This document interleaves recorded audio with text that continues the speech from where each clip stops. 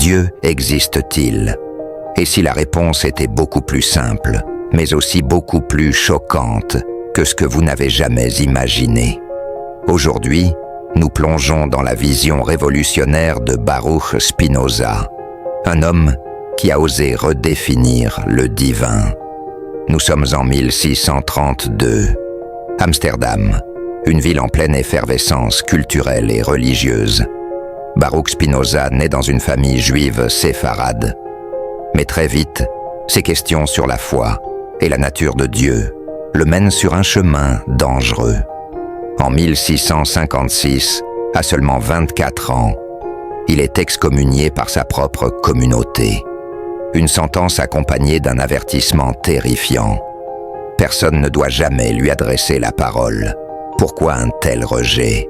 Pour comprendre, il faut plonger dans sa vision radicale de Dieu.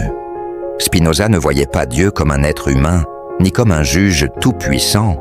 Pour lui, Dieu est la nature elle-même. Imaginez un instant, tout ce que vous voyez, touchez, ressentez, chaque étoile, chaque arbre, chaque émotion, fait partie d'une seule et même substance. C'est cela, Dieu. Une force infinie et immanente qui ne gouverne pas l'univers depuis l'extérieur, mais qui est l'univers. Cette idée peut sembler étrange, mais pensez-y. Cela pourrait-il expliquer pourquoi nous ressentons parfois un lien inexplicable avec la nature ou avec les autres? Pour Spinoza, tout est connecté. Imaginez un immense puzzle où chaque pièce, même insignifiante, est essentielle à l'ensemble. Il disait « Rien n'arrive par hasard. Tout ce qui existe suit des lois naturelles précises. Cela signifie que même nos pensées et nos actions font partie de ce système universel. Mais attendez, si tout est prédéterminé, où est notre libre arbitre? Mais si Dieu est tout, pourquoi existe-t-il le mal? Pourquoi y a-t-il tant de souffrance dans le monde? Spinoza avait une réponse déroutante. Le mal n'existe pas en soi.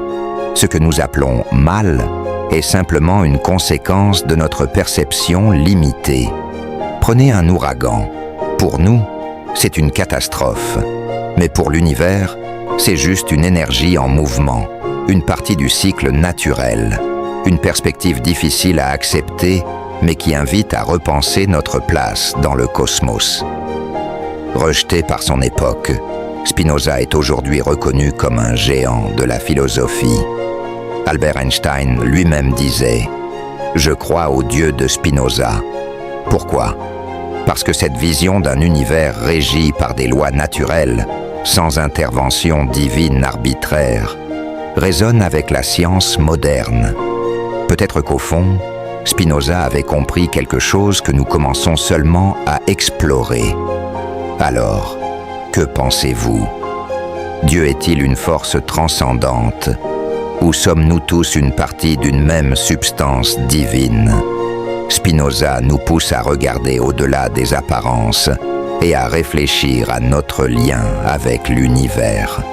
Et vous, quelle est votre vision? Laissez vos réflexions en commentaire. Abonnez-vous pour découvrir encore plus de réflexions fascinantes sur la philosophie, la science et l'esprit humain. Et si cette vidéo vous a fait réfléchir, partagez-la autour de vous.